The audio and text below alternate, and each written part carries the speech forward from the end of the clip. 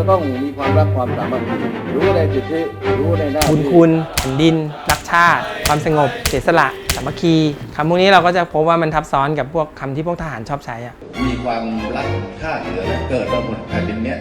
คำพวกนี้มันก็จะเป็นคำที่มันนำมาทำกว่าคำว่าประชาชนใช่ไหมเวลาคุณพูดว่าประชาชนเนี่ยคำถามถัดไปคือประชาชนจำนวนเท่าไหร่ที่เห็นด้วยหรือไม่เห็นด้วยกับสิ่งเหล่านี้ใช่ปะแต่เวลาคุณบอกว่าเสียสละต่อแผ่นดินตอบแทนบุญคุณแผ่นดินปุ๊บการกระทำที่คุณทำเนี่ยมันเหมือนจะดีโดยที่ไม่จำเป็นจะต้องไปตรวจสอบว่าดีกับใครดีเท่าไหร่ดีแค่ไหนพวกเรามีความจริงใจผมไม่มีในเรื่องที่จะคิดจะทำให้เกิดความเสียหายกับบ้านเมืองเวลาเราบอกว่าคนนี้เสียสละทำงานหนักเพื่อคนอื่นเราก็จะไปเน้นที่ตัวการกระทำของเขาใช่ปะโดยไม่จำเป็นจะต้องไปตรวจสอบว่าแล้วที่เสียสละแล้วที่ทำไปนี่คนที่เป็นผู้รับผลเนี่ยชอบหรือไม่ชอบหนูรู้ค่ะว่านายกลุงตู่เหนื่อยหนูรู้ค่ะว่านายกลุงตู่ท้อนายกลุงตู่อาจทำงานเหมือนปิดทองหลังพระแต่อีกไม่นานสักวันหนึ่งทองที่ปิดนั้นจะล้นมาข้างหน้าพระให้ทุกคนได้เห็นกันแน่นอนค่ะถ้าถามว่านายกคนปัจจุบันชอบพูดเรื่องอะไรชอบพูดว่าผมทำงานหนักมากเลยผมเสียสละมากเลยผมไม่ได้ประโยชน์เลยผมก็เหนื่อยนะเจ็บคอเนี่ยพูดอ่ะผมไม่เคยทำงานหนักขนาดนี้เป็นผบ.เป็นทหารมา38 ปีเขาจะไม่มาถามคุณว่าชอบไหมสิ่งที่เราทำไปใช่ป่ะแต่ถ้าเกิดคุณไปเทียบดูนักการเมืองที่เป็นนักการเมืองอาชีพอะเขาไม่ใช้วิธีนั้นนะส่วนมากเขาชอบบอกว่าไปรับฟังความต้องการหรือปัญหาของประชาชนเสร็จแล้วก็เอามาผลิตเป็นนโยบายเสร็จแล้วก็นำเสนอเพื่อให้คนเปรียบเทียบกับนโยบายของพรรคอื่นแล้วก็ดูว่าอะไรจะเป็นประโยชน์กับผู้เลือกมากกว่ากันอันนี้มันค่อนข้างจะไปที่ฝั่งผู้บริโภคมากกว่าแต่ถ้าเป็นคสช.นี่จะเน้นที่ฝั่งผู้ผลิตเราผลิตสิ่งที่มีคุณค่ากับคุณมากเลยผมเป็นนายกรัฐมนตรีแล้วผมทำอะไรไปแล้วบ้างเนี่ยผมทำความเสียหายกับประเทศอะไรบ้างแต่ว่าเขาไม่ค่อยถามว่าผู้บริโภคต้องการแบบนั้นหรือเปล่าใช่ไหมไม่เน้นที่การเลือกเขาเน้นที่การทำของเขาเมื่อจะตายอยู่แล้วมันก็สะท้อนธรรมชาติด้วยกระบวนการแบบคสช.เนี่ยมันไม่ได้ใช้การเลือกตั้งไงมันไม่ใช้คนหมู่มากเป็นคนร่วมตัดสินใจมันใช้ที่ฝั่งของเขาซึ่งเห็นว่าอะไรดีแล้วเขาก็ทำให้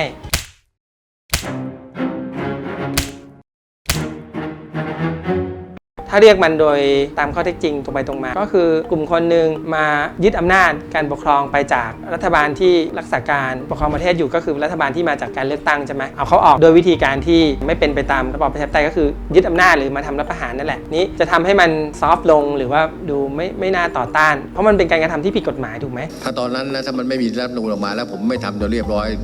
หยุดสถานการณ์ไม่ได้ผมไม่กบฏสิครับก็ต้องให้คำอธิบายมันที่แรงจูงใจว่านี่ไงบ้านเมืองไม่สงบเราไม่สามารถจะให้มันสงบอยู่ได้ถ้าเราไม่ทำการรัฐประหารงั้นการรัฐประหารก็คือทำให้มันสงบ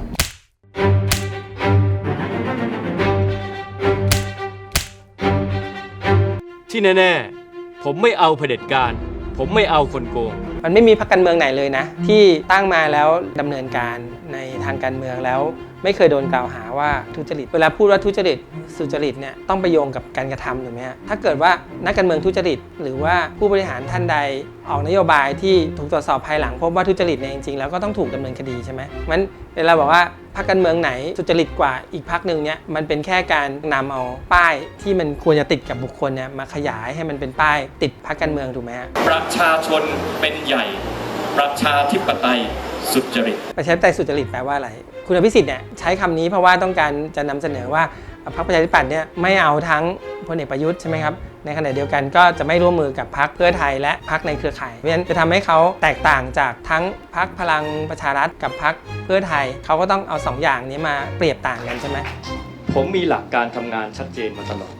พรรคเพื่อไทยเนี่ยนำเสนอว่าตัวเองอยู่ในฝั่งประชาธิปไตยใช่ไหมแล้วก็นำเสนอว่าพรรคพลังประชารัฐเนี่ยต้องการสืบทอดอำนาจของคณะรัฐประหารงั้นสิ่งที่คุณอภิสิทธิ์ทำก็คือการเปรียบต่างพรรคของตัวเองกับอีก2พรรคนั้นตัวเนี่ยเป็นประชาธิปไตยนะนั้นต้องถือว่าอยู่ในฝ่ายประชาธิปไตยแต่ขณะเดียวกันก็มีความแตกต่างจากพรรคเพื่อไทยเพราะตัวเองมีความสุจริตกว่าแต่ว่าอย่างที่ผมบอกก็คือจะดูว่าสุจริตไม่สุจริตก็ต้องไปดูว่าใครล่ะที่ทุจริตถ้าเกิดว่าคุณจะกล่าวหาใครว่าทุจริตก็ต้องเจาะจงไปที่ตัวคนนั้นใช่ไหมไม่ใช่ว่ามองว่าพรรคการเมืองทั้งพรรคมันไม่สุจริตอันนี้เป็นวิธีการสร้างคำเพื่อให้เกิดการรับรู้ที่ไม่ตรงไปตรงมาคือจริงๆคำว่าประชานิยมมันเป็นคำที่ถูกให้ความหมายลบนะหลายๆนโยบายที่ถูกเรียกว่าประชานิยมเนี่ยมันก็คือนโยบายทำออกมาแล้วทำให้คนหมู่มากนิยมในพรรคการเมืองนั้นๆแต่ว่าความหมายแฝงของมันก็คือว่ามันอาจจะทำให้เกิดผลเสียต่อระบบงบประมาณหรือต่อระบบเศรษฐกิจ ทีนี้ประชารัฐเนี่ยมันเป็นนโยบายที่ถูกผลิตออกมาแล้วหลายเรื่องมันมีความใกล้เคียงกันกับสิ่งที่เราเรียกว่าประชานิยมแต่ว่าเขาไปมองสมัยว่าแบบอันเนี้ยมันเป็นเรื่องของการที่รัฐเอกชนแล้วก็ประชาชนร่วมมือกันเพื่อทำให้ปัญหาของประชาชนมันลดน้อยลงยกตัวอย่างพวกนโยบายบัตรคนจนใช่ปะถ้าใช้คำเดิมว่าประชานิยมมันก็อาจจะขัดแย้งกับสิ่งที่เขาเข้ามาทำแต่เรียกชื่อใหม่มันก็ทำได้โดยไม่ขัดเขินใช่ไหมอนุรักษ์นิยมแปลว่าความเชื่อว่าการคงอยู่หรือการทำรงรักษาของคุณค่าที่ตกทอดกันมาเนี่ยเป็นสิ่งที่มีความสำคัญ ถ้าบ้านเมืองมันเปลี่ยนแปลงบ้านเมืองมันเสียหายไม่อยู่กันประชาชนเป็นผู้เสียประโยชน์ทั้งสิ้นไม่ใช่ผม มันเป็นการให้ความชอบธรรมกับสิ่งที่มีอยู่มองไปข้างในก็เห็นสิ่งเหล่านี้ทั้งหมดถูกไหมครับถามว่าต่างกับฝ่ายที่เสนอการเปลี่ยนแปลงยังไงฝ่ายที่เสนอการเปลี่ยนแปลงก็บอกว่าสิ่งที่ดำรงอยู่เนี่ยมันมีปัญหานะมันดีได้มากกว่านี้เพราะฉะนั้นสิ่งที่ฝ่ายก้าวหน้าหรือฝ่ายที่สนับสนุนการเปลี่ยนแปลงเสนอเนี่ยล้วนแล้วแต่เป็นสิ่งที่มันยังไม่ปรากฏชัดอยู่ในสังคมที่เป็นปัจจุบันเพราะฉะนั้นอนุรักษ์นิยมเนี่ยมันเป็นรูปธรรมกว่าตั้งแต่แรกอยู่แล้วเพราะว่ามันชี้ให้เห็นสิ่งที่มันอยู่รอบตัวเราใช่ไหมเหตุผลที่2ก็คือว่าวัฒกรรมแบบอนุรักษ์นิยมเนี่ยมันไปยึดโยงกับความเป็นมนุษย์เป็นรายบุคคลมากกว่าที่จะเสนอสิ่งที่มันเป็นเรื่องของโครงสร้างสังคมซึ่งมันมีลักษณะที่เป็นนามธรรมกว่าถ้าเราจะทำความเข้าใจชุดของคำว่ามันสังกัดวัฒกรรมอะไรเงี้ยเราต้องมองมันโดยโยงกับกลุ่มคนที่ใช้หรือที่ผลิตมันโยงกับสถานการณ์ที่เป็นบริบทของการผลิตวัฒกรรมนั้นๆภาษาเนี่ยมันก็มีความหมายประจำของมันนั่นแหละแต่ว่าเวลามันถูกใช้ในสถานการณ์ที่เป็นการเฉพาะเนี่ยบางทีมันก็จะมีความหมายที่เจาะจงหรือเคลื่อนไปตามบริบทหรือเจตนาของผู้ใช้หรือแม้กระทั่งผู้ฟังวิธีการที่เราจะตรวจสอบว่าคำพูดนั้นน่าเชื่อถือหรือไม่น่าเชื่อถือมันก็คือจะต้องตรวจสอบกับข้อเท็จจริงใช่ไหมครับข้อเท็จจริงนั้นก็อาจจะไม่ใช่ข้อเท็จจริงที่เฉพาะเวลาใดเวลาหนึ่งเวลาเดียวใช่ไหมอาจจะต้องตรวจสอบในภาพรวม